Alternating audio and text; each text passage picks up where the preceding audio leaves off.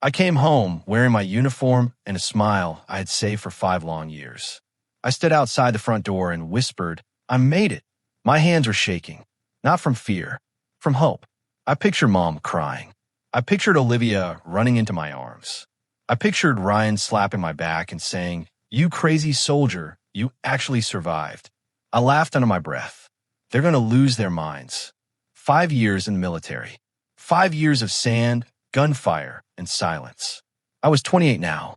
Older, harder, but still Ethan Carter. Olivia's last words before my last mission echoed in my head. I'll wait for you, Ethan.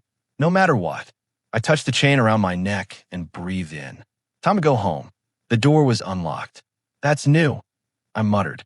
I stepped inside quietly. The house smelled the same. Cinnamon and old wood. Mom, I called softly. No answer. Then I heard it. Laughter upstairs. A woman's laugh. Olivia's laugh. My heart jumped. She's here. Then I heard a man's voice. Deep. Familiar. Ryan. I smiled at first. Good. They're both here. I walked up the stairs slowly, wanting to surprise them. I reached my old bedroom door. It was half open. I pushed it, and my world stopped. Olivia was sitting on my bed. My bed. She was wearing the silver necklace I gave her before deployment. The one shaped like a small star. Ryan was standing beside her, close enough that their shoulders touched. He was wearing my watch, the one I left behind because I didn't want to lose it in combat.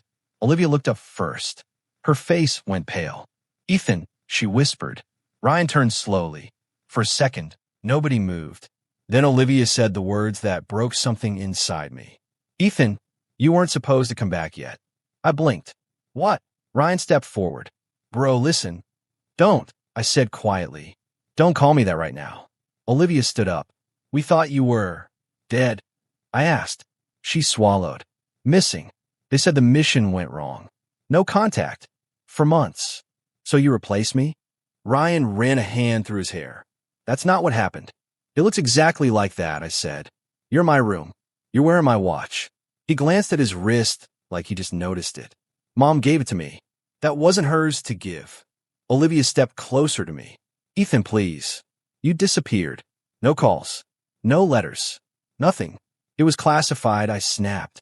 You knew that. She shook her head. I waited. I did. For over a year. And then, I asked. Ryan answered instead. And then we had to move on. I stared at him. He didn't look away.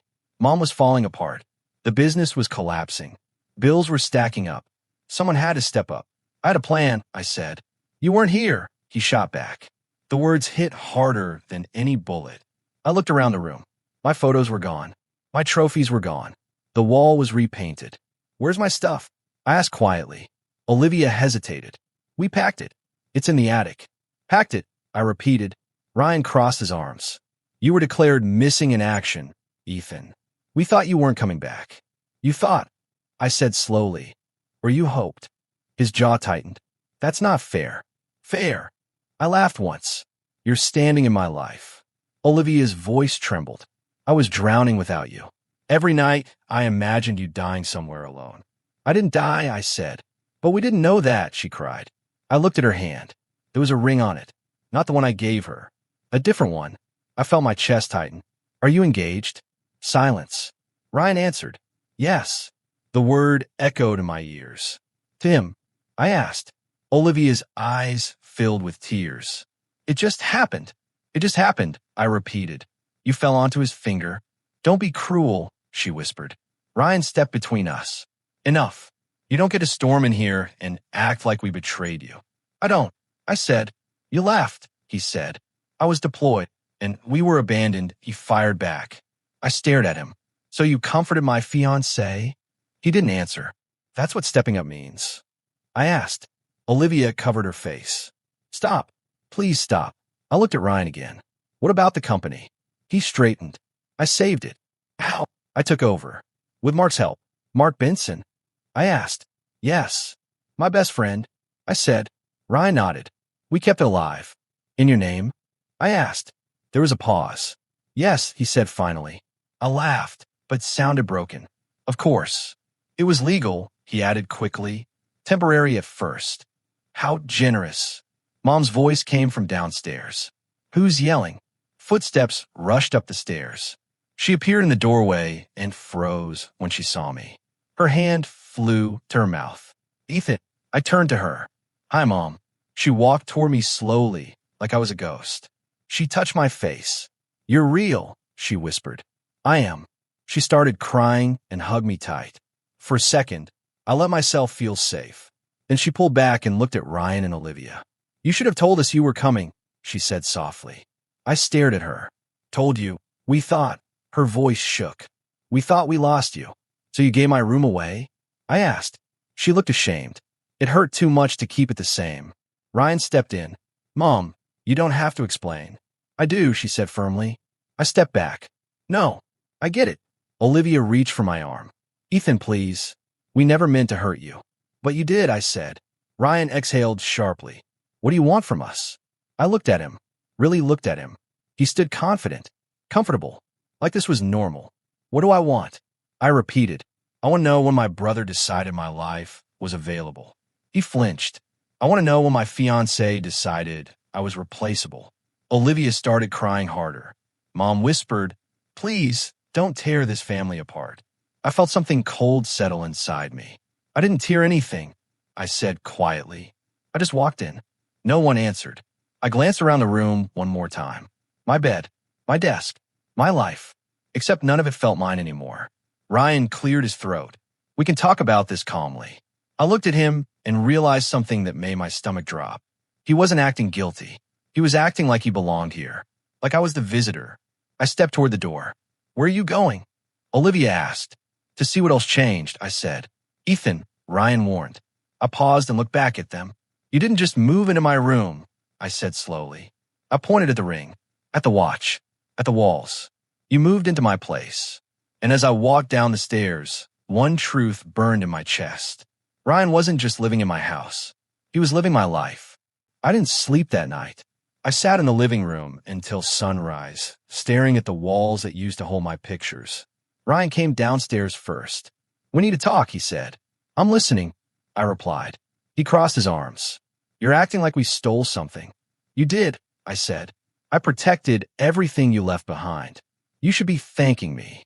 The words hit harder than I expected. Thank you. I stood up. For sleeping in my bed? For proposing to my fiancé. He clenched his jaw. For saving your company. It was drowning. You could have waited. For what? A miracle. For me. He shook his head. You're gone, Ethan. No calls. No proof you were alive. That wasn't my choice. It became ours, he said coldly. I stepped closer. When did you start wanting my life? I never wanted your life, he snapped. I wanted a chance to matter. You mattered. Not compared to you. His voice cracked, but I didn't soften. You filed papers, I said. You put the company in your name. It was temporary. It's been 3 years. He didn't answer. Olivia's footsteps echoed behind me. Stop fighting, she said quietly. I turned to her. Then explain. She looked exhausted. You were gone, Ethan. No calls. No proof you were alive. I was drowning. So you grabbed the nearest life raft? I asked. She flinched. That's unfair. Is it? I waited, she insisted. I wore your ring for 18 months. Every day, I defended you when people said you weren't coming back. And then your unit was listed as lost. I swallowed, but not confirmed dead. That didn't make it easier, she cried. I couldn't breathe. I couldn't move forward. So you moved on, I said. She looked at Ryan, then back at me. It wasn't planned. It feels planned. Ryan cut in. You're not the only one who suffered. I looked at him. You stepped into my business fast. It needed leadership. It needed patience. It needed survival, he shot back. I left before I said something I couldn't take back. By noon, I was standing outside my old office building. My name used to be on the glass door. Now it said, Carter and Sons Construction. Sons. I walked inside. Mark looked up from his desk. His face drained of color. Ethan, miss me? I asked. He stood slowly. We thought. I know what you thought. He walked around the desk. Man, I'm glad you're alive. Are you? I asked. He hesitated. Of course. Then why does the company say Ryan Carter, CEO? He rubbed his neck. It was complicated. Uncomplicated.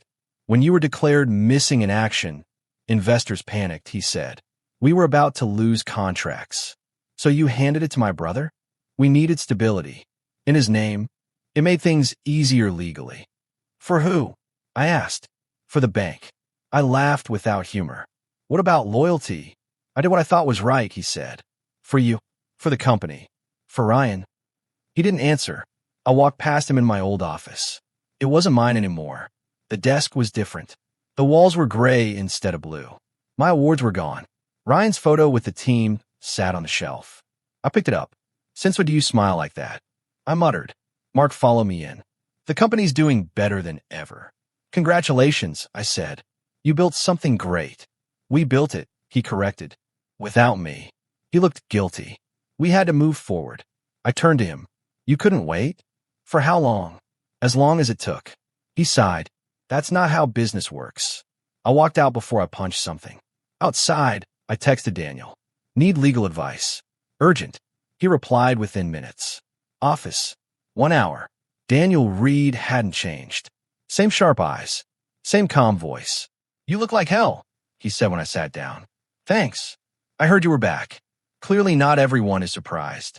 He folded his hands. What happened? My brother happened. I told him everything. He listened without interrupting. When I finished, he said, the transfer papers were filed very quickly. How quickly? 3 weeks after you were listed missing. That's fast, I said. Very. Legal. Technically, he said, but suspicious. In what way? Someone pushed hard for control. Ryan. Most likely. I leaned back. Can we reverse it? If we prove you were never legally declared dead, yes. He filed something, didn't he? Daniel nodded. Presumed dead request. It was denied, but it showed intent. Intent. I felt sick.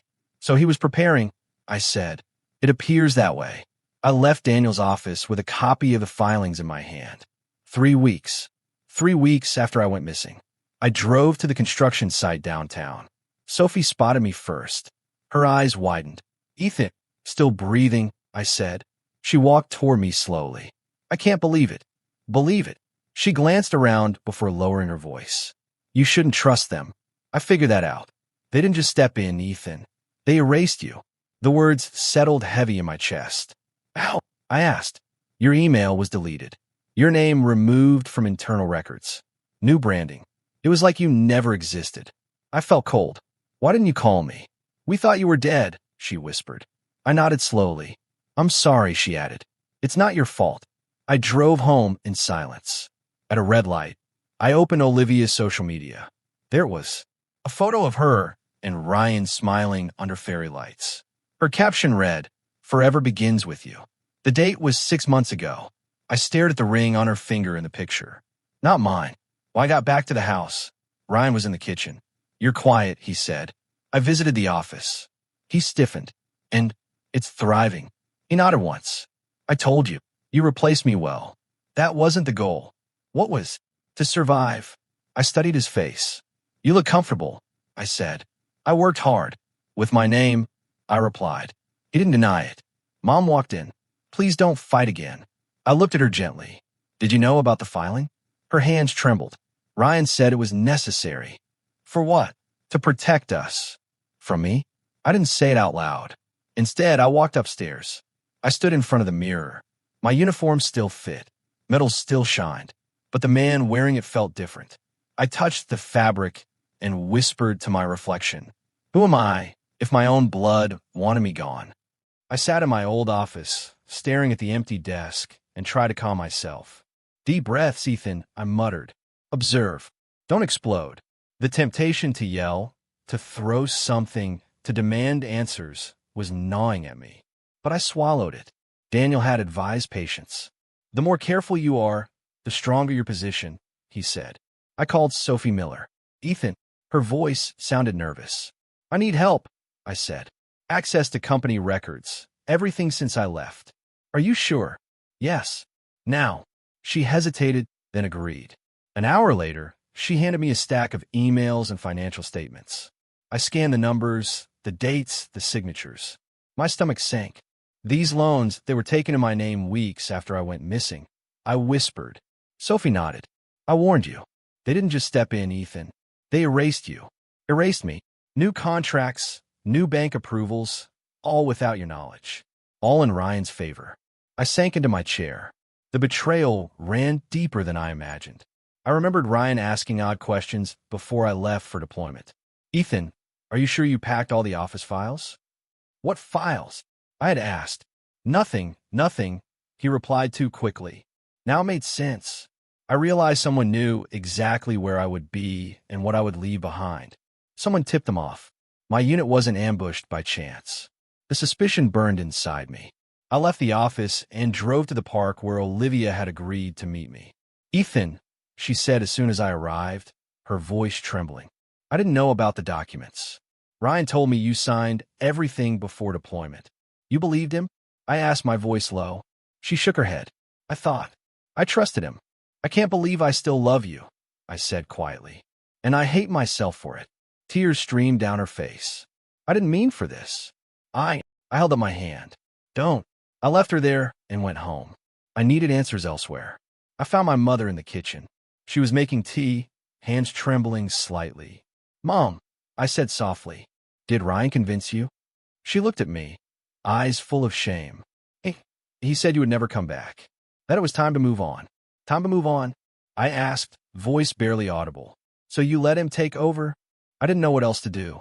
"I was scared, Ethan," she admitted.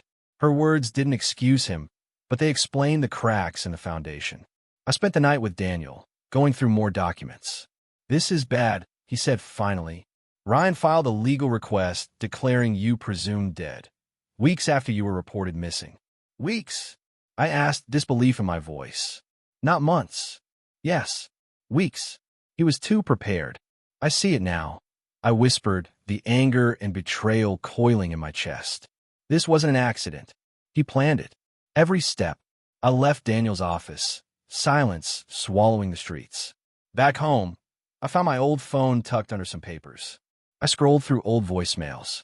One, from Ryan, froze me in my tracks. "Don't worry, big brother. I'll take care of everything."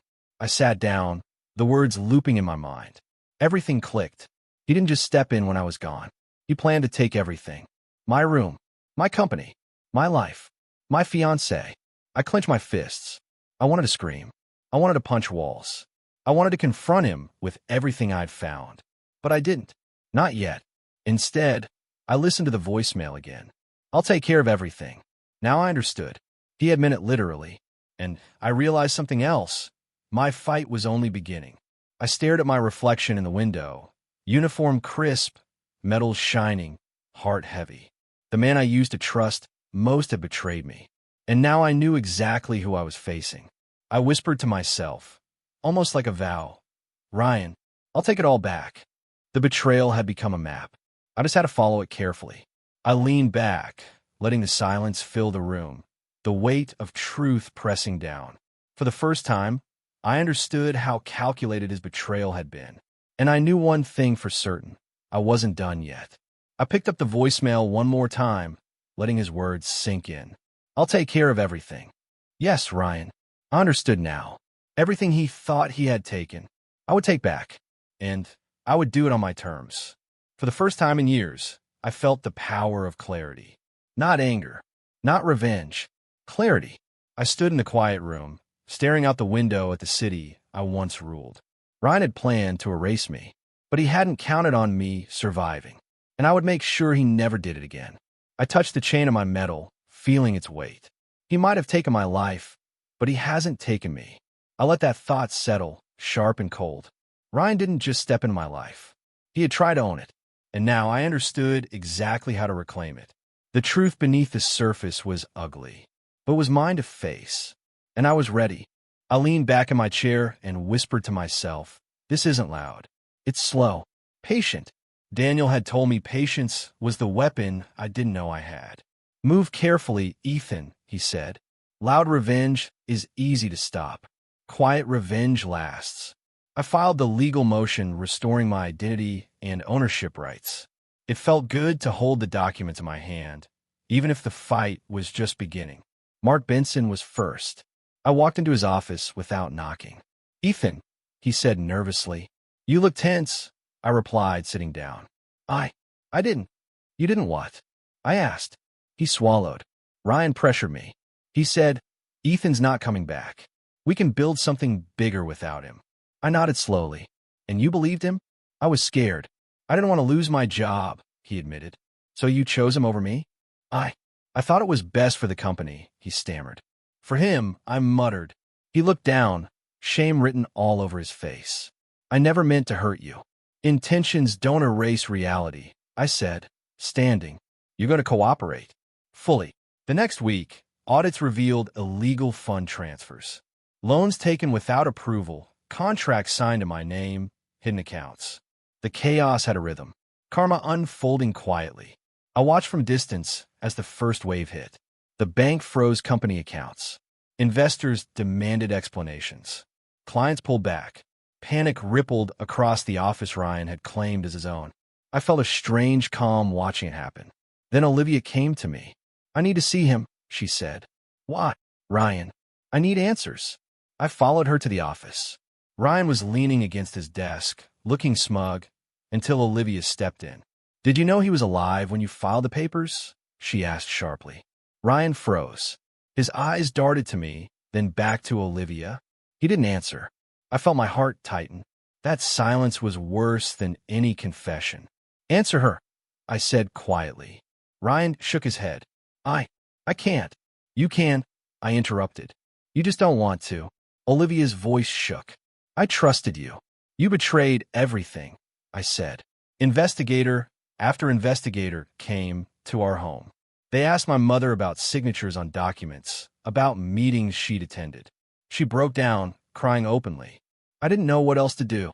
You could have waited, I said, but the words didn't carry anger, just a hollow ache.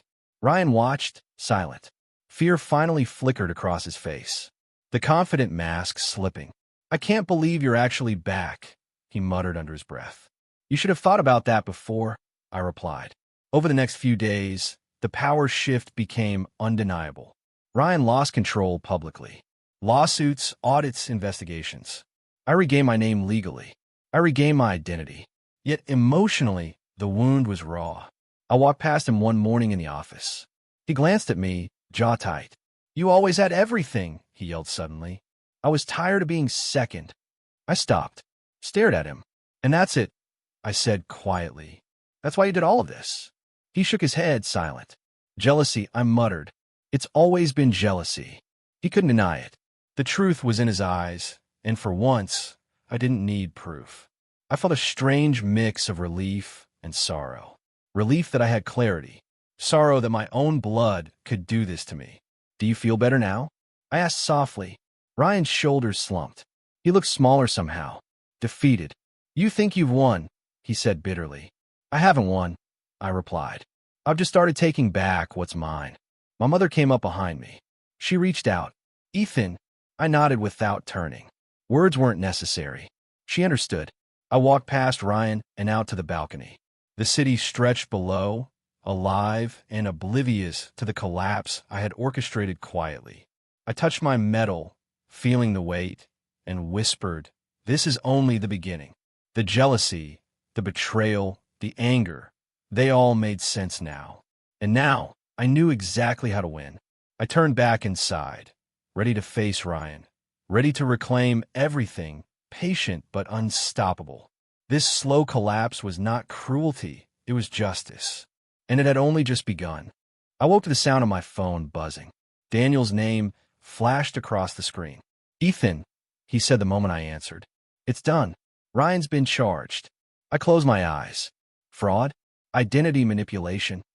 Yes. Everything we found. Mark cooperated, so his sentence will be lighter. I exhaled slowly, letting it sink in. The man who tried to erase me was finally facing consequences. Later that morning, Olivia arrived at my office. Ethan, she whispered.